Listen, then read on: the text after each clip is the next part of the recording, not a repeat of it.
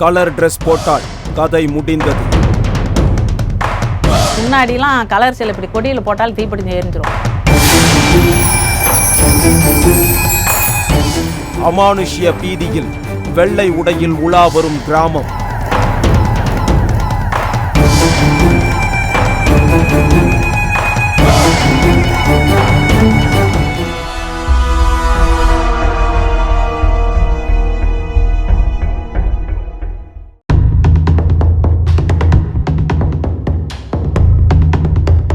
இப்ப நாம போய்கிட்டு இருக்கிற ஊர்ல ஒரு குறிப்பிட்ட இன மக்கள் மட்டும் வெள்ளை துணி உடுத்துறதுக்கு பின்னாடி அமானுஷ்யமான பல கதைகள் இருக்கிறதாவும் நம்முடைய மண்ணில் உலவும் மர்மங்கள் குழுவுக்கு ஒரு தகவல் வந்தது.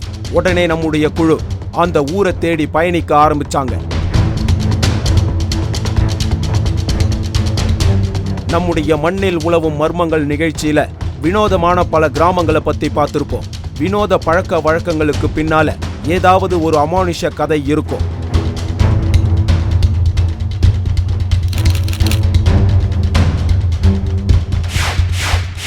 நம்முடைய குழு உள்ளூர் கூகுள் மேப்பான ஊர்க்காரங்க கிட்ட வழி கேட்டபடியே பயணத்தை தொடர்ந்தது.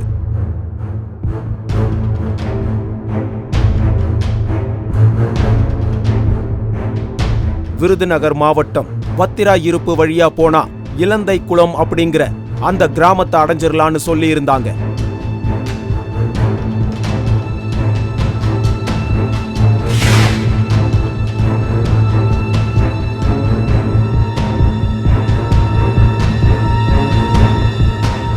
சுற்றியும் மலை, பசுமை போத்திய வயல்வெளிகள், ஒரு கிராமத்துக்குண்டான எல்லா லக்கணங்களும் கணக்கச்சிதமா இந்த ஊருக்கு பொருந்தி போறத பார்க்க முடியுது.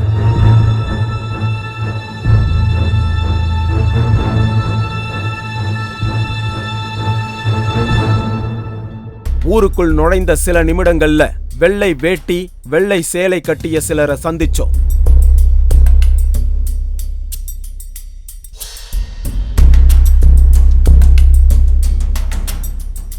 அவங்க சொல்ற நிறைய தகவல்கள் நமக்கு அமானுஷ ஆச்சரியத்தை கொடுத்துச்சு. ஊர்ல இருந்த ஒவ்வொருத்தரையும் சந்திச்சு அவங்க கிட்டையும் இந்த வினோத பழக்கத்திற்கான காரண காரியங்களை விசாரிக்க தொடங்கணும். எல்லாரும் சொன்ன ஒரே பதில் பொம்மி அம்மன்.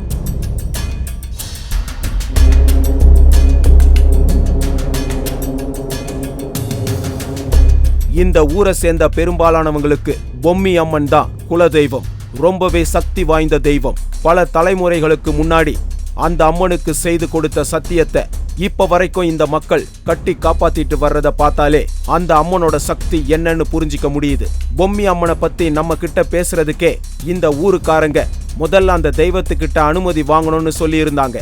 அதுக்கான வேலைகளை பஞ்சவர்ணம் செய்ய தொடங்கினாங்க. ஒரு தாம்பூல தட்டுல பூமாலை, வெற்றிலைப்பாக்கு, வாழைப்பழம், ஊதுபத்தி போன்ற பூஜை பொருட்கள் எல்லாத்தையும் எடுத்து வச்சுக்கிட்டு விறுவிறுன்னு நடக்க ஆரம்பிச்சாங்க.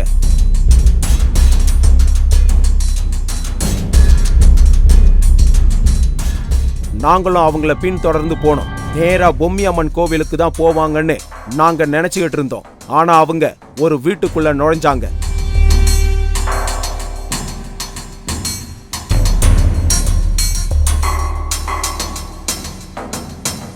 ஒருவேளை வீட்டுக்குள்ளேயே கோவில் இருக்குமோன்னு நினைச்சோம்.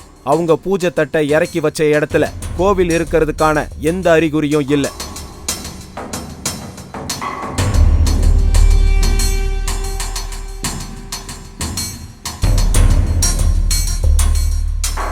வீட்டோட பின்பகுதியில வாழை மரமும் தென்னங்கீத்தால வேயப்பட்டிருந்த தட்டியும் மட்டும்தான் அங்க இருந்தது.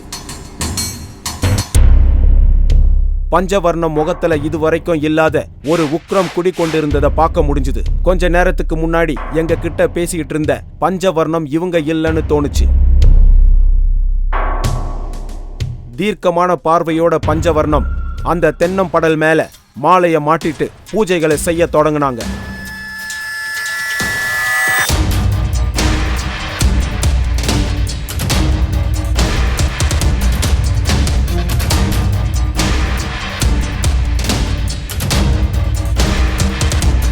ரொம்பவே சிம்பிளான பூஜை முறைகளை தான் அவங்க செஞ்சாங்க. மந்திர உச்சாடனங்கள் எதுவும் இல்ல, மணிக்கணக்குல வேண்டவும் இல்ல.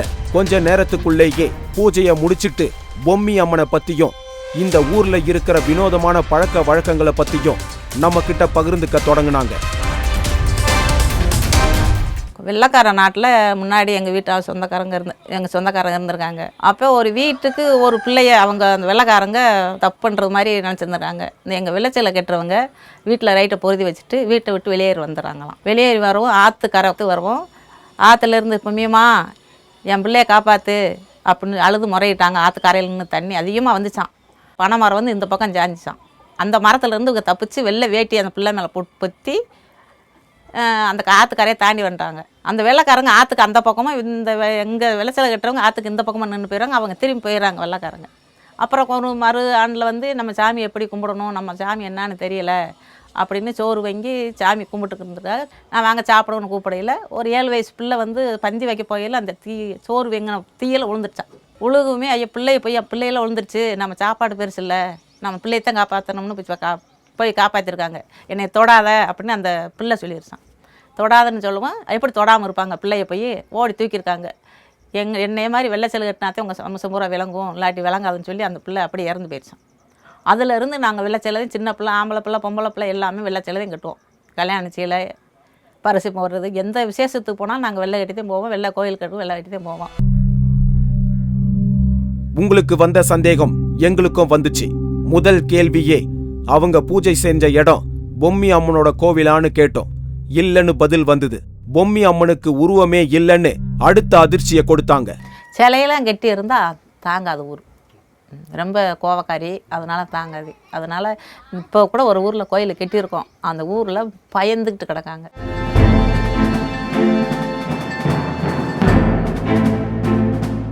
இங்கிருந்து கிட்டத்தட்ட 20 கிலோமீட்டர் தூரத்துல இருக்கிற சின்ன கட்டளை அடுத்து பரமன்பட்டி அப்படிங்கிற ஊர்ல தான் கோவில் இருக்கு.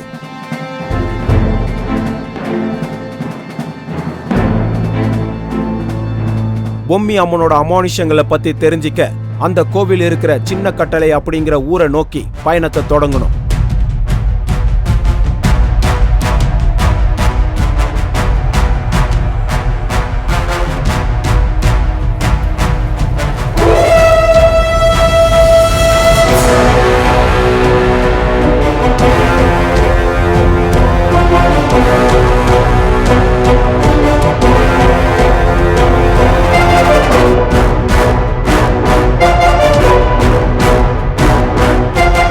பார்க்க கோவில் ரொம்பவே சின்னதா இருந்துச்சு. கோபுரமோ கலசமோ எதுவும் இல்ல.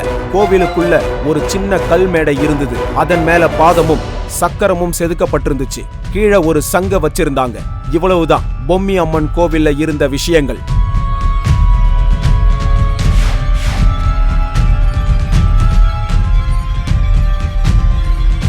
இதெல்லாம் பார்த்து நீங்க பொம்மி அம்மனோட சக்தியை குறைச்சி மதிப்பிட வேண்டாம். பெரும்பாலும் சிறு தெய்வங்களோட கோவில்கள் இப்படிதான் எளிமையா இருக்கும், ஆனா மகா சக்தி வாய்ந்தவையா இருக்கும்.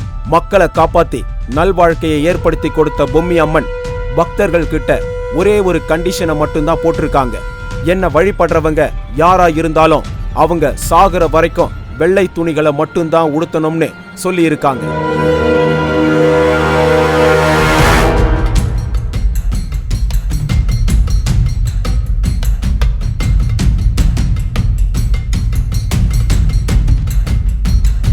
அம்மனோட வாக்குக்கு கட்டுப்பட்ட மக்கள் அன்னையில இருந்து இன்னைக்கு வரைக்கும் வெள்ளை துணியை மட்டும்தான் உடுத்துறாங்க.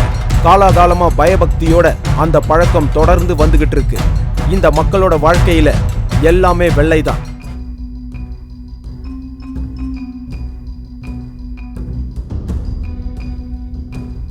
இந்த ஊர் மக்கள் வெளியூருக்கு போனாலும் கூட வெள்ளை துணிகளை மட்டும்தான் பயன்படுத்துறாங்க.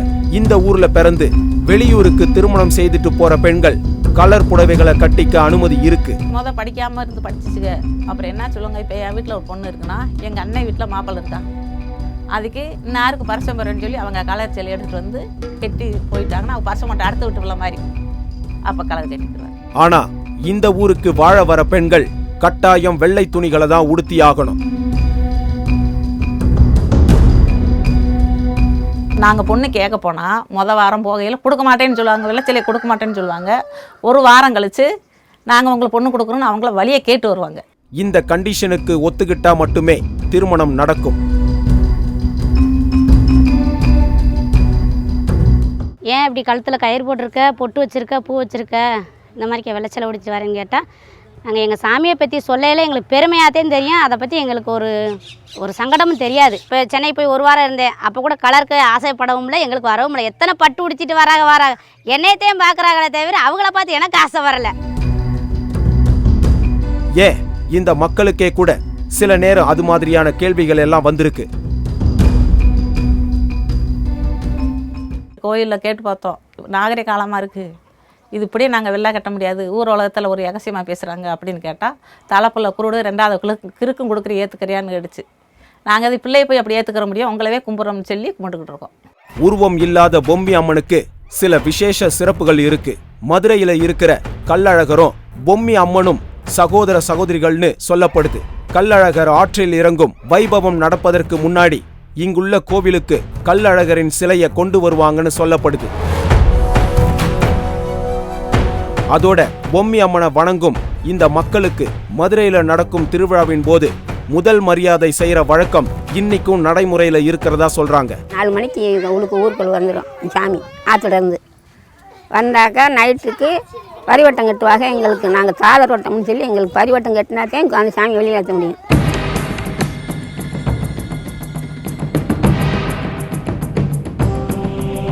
தங்கள் குடும்பத்தில் ஒருத்தராதான் பொம்மி அம்மனை பாக்குறாங்க. அதனாலதான் குடும்பத்துல ஒருத்தருக்காவது தங்கள் குலதெய்வமான பொம்மி அம்மனோட பெயர் சூட்டுறத வழக்கமா வச்சிருக்காங்க. வீட்டுக்கு ஒரு பொம்மின்னு பேர் வைப்போம். பெண் குழந்தை இருந்தா பொம்மி சோளா அப்படின்னு மாதிரி பேர் இருக்கும். பொம்மி அம்மனை வழிபடுற மக்கள் கராரா கடைபிடிச்சுக்கிட்டு வர்ற வினோதமான அமானுஷ்ய பழக்க வழக்கங்கள்ல தவிர்க்க முடியாத சில விதிவிலக்கும் இருக்கு. குறிப்பா பள்ளிக்கூடம் போற மாணவர்கள் யூனிஃபார்ம் போட்டாதான் பள்ளிக்கூடங்கள்ல அனுமதிப்பாங்க. படிக்காம இருந்திருக்காங்க. இப்போ நாங்கள் எப்படி பிள்ளைகளை நாலேஜ் ஆக இப்படி படிக்காமல் இருக்க முடியும் அப்படின்றக்காண்டி ஸ்கூலுக்கு மட்டும் யூனிஃபார்ம் யூஸ் பண்ணிக்கிறோம். வீட்டில் மாற்றிக்கிறோங்க பிள்ளைங்க பொம்மி அம்மன் மீது இந்த மக்களுக்கு பயம் இருக்கிற அதே அளவுக்கு பக்தியும் இருக்கு. நாங்கள் எந்த ஃபங்க்ஷனுக்கு போனாலும் ஒயிட் சைடில் தான் போவோம் வருவோம். எந்த கோயில்களுக்கு போனாலும் ஃபங்க்ஷனுக்கு போனாலும் இந்த ஒயிட் சைடில் தான் போவோம் வருவோம். கலர் சேலைலாம் மாற்றவே மாட்டோம். எங்களுக்கு கலர் சேலை மேலே எங்களுக்கு இன்ட்ரெஸ்ட் வரவும் செய்யாது. திருப்பூர் மாரியம்மன் கோவிலில் வாழ்ந்த மௌன சித்தர். பௌர்ணமி வழிபாட்டால் நினைத்ததை நிறைவேற்றி தரும் ஜீவசமாதி.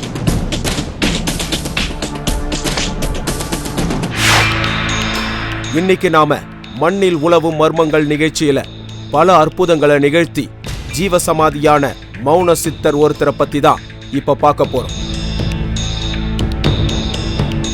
தமிழகத்தை பொறுத்த வரையில சித்தர்கள் அதிகமாவே வாழ்ந்த பூமின்னே சொல்லலாம். பொதுவா திருவண்ணாமலை, பழனி போன்ற இடங்கள்ல தான் சித்தர்கள் அதிகமா வாழ்ந்ததா குறிப்பிடுவது உண்டு. இது தவிர்த்து மலை பிரதேசங்கள்ல, குகைகள் போன்ற இடங்கள்ல சித்தர்கள் தனிமையில கடுமையா தவம் இருந்து சித்தி அடைந்திருப்பதை பத்தியும் நாம கேள்விப்பட்டிருப்போம்.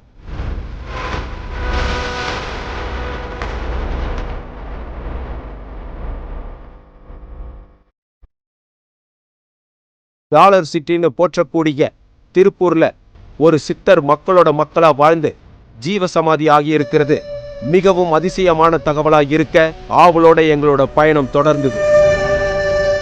திருப்பூர் நகரோட மத்திய பகுதியில இருக்கிற கோட்டை மாரியம்மன் கோயிலுக்கு போனோம்.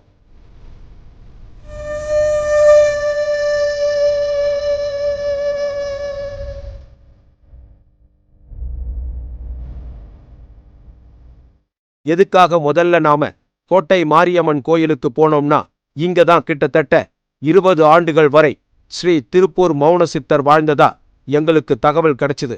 கிட்டத்தட்ட 20 வருஷமா இங்கதான் எந்த உறவுகளோட தொடர்பும் இல்லாம இங்கேயே அவர் தங்கியிருந்ததாவும் தனக்கும் அவருக்குமான அனுபவத்தை விளக்குனாரு. குளிக்க மாட்டாரு, எதுவும் பண்ண மாட்டாரு. ஆனால் அவர்கிட்ட ஒரு ஸ்மெல்லு கூட வராதுங்க. அவர்கிட்ட இருந்து நாங்கள் எல்லாமே வாங்கி சாப்பிடுவோம். எங்கள்கிட்ட இருந்து அவர் வாங்கி சாப்பிடுவார். எந்த ஒரு ஸ்மெல்லோ ஒரு வாசமோ எதுவுமே வராதுங்க. பக்கத்துலேயே உட்காந்துருப்போம். அவர் எங்களையே கட்டி பிடிப்பார், முத்தம் கொடுப்பாரு, எல்லாம் பண்ணுவார். எந்த ஸ்மெல்லு எதுவுமே வராதுங்க. 1000 ரூபா 2000 ரூபாய்க்கு ட்ரெஸ் வாங்கிட்டு வந்து கொடுப்பாங்க. ஒரே நாள் தான் போடுவார், 2வது நாள் கழட்டிடுவார். அப்புறம் மாற்றி விட சொல்லிவிட்டு அப்புறம் கடைக்கு போயிடுவார், மளிகை கடைக்கு போயிடுவார். அங்கே போயிட்டு நைட்டு இங்கே வந்து தங்கிக்குவார்.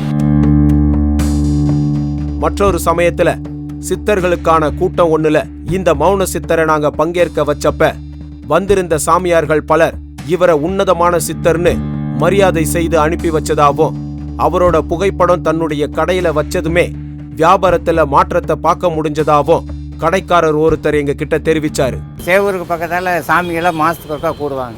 எல்லா சித்தர்களும் ஒன்றா கூடுவாங்க. போன எல்லா சித்தரும் வந்திருக்கிறாங்க. வந்து பார்த்துட்டு இவருக்கு பயங்கரமான சக்தி இருக்குது அப்படின்னு சொல்லி வாழ்த்தி ஆசீர்வாதம் பண்ணி பச்சை துண்டு போத்திருந்தாங்க. ஸ்ரீ திருப்பூர் மௌன சித்தர் தன்னுடைய இறுதி காலங்கள்ல ஒரு மருத்துவரோட மருத்துவமனையில வாழ்நாளை கழித்ததா கேள்விப்பட்டதும் இங்கிருந்து 10 கிலோமீட்டர் தூரத்துல இருக்கிற தென்னம்பாளையத்துக்கு நாங்க பயணமானோம்.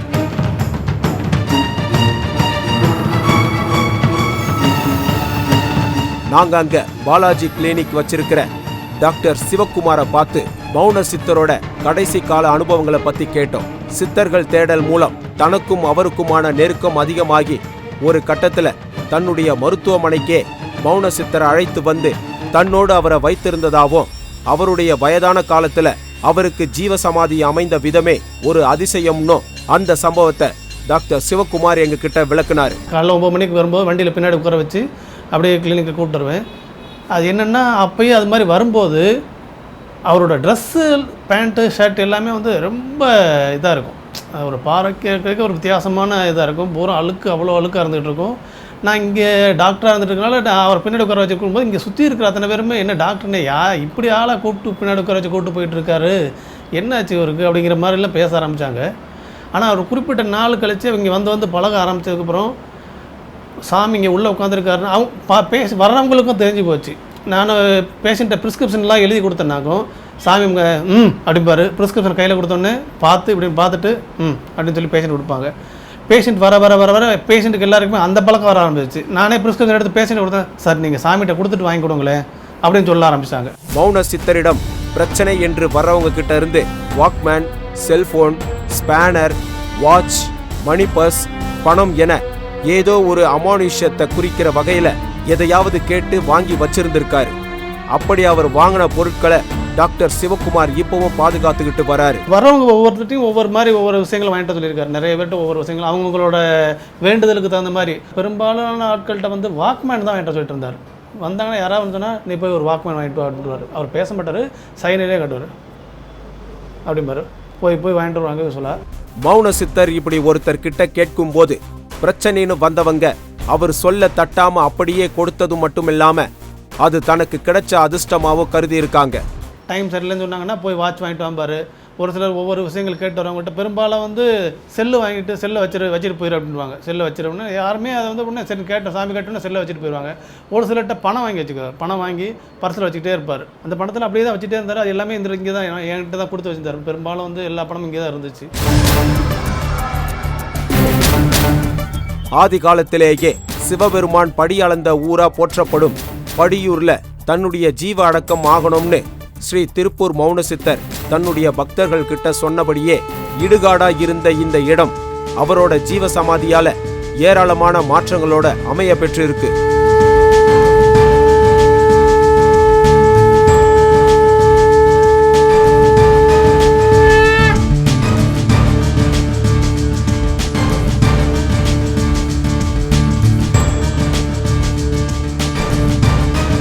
மௌன சித்தர் தான் வாழ்ந்த இறுதி காலத்துல பயன்படுத்திய கட்டில், நாற்காலி, பேக் இதெல்லாம் இந்த ஜீவசமாதியில வச்சு பாதுகாக்கப்பட்டு வருது. எதிர்வரும் காலங்கள்ல மேலும் பல பக்தர்களோட கவனத்தை ஈர்த்து அவங்களோட குறைகளை நிவர்த்தி செய்து எல்லா நலங்களையும் வளங்களையும் பெற்றுத்தர படியூர் ஸ்ரீ திருப்பூர் மௌன சித்தரோட ஜீவசமாதி உதவும்னே எதிர்பார்க்கப்படுது.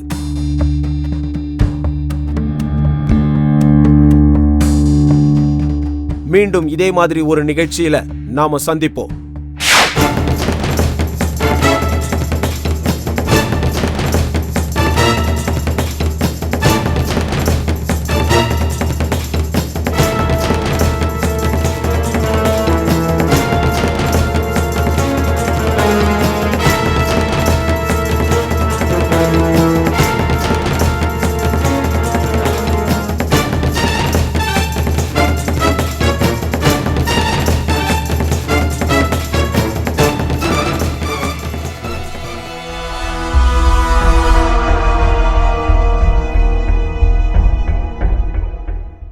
இந்நிகழ்ச்சி பற்றிய உங்கள் கருத்துக்கள் மற்றும் அமானுஷ்ய தகவல்களை பகிர்ந்து கொள்வதற்கான தொடர்பு எண் 9962800089.